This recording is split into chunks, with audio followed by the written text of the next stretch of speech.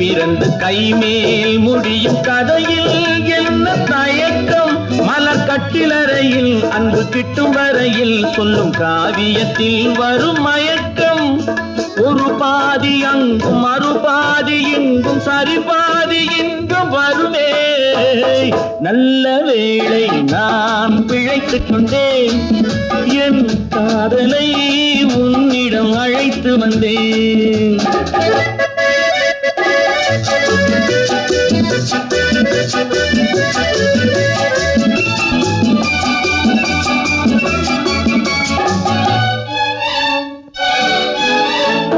மடிமேல் குயிலும் கொடி போல் துவளும் பேரழகை படம் பிடித்தேன்.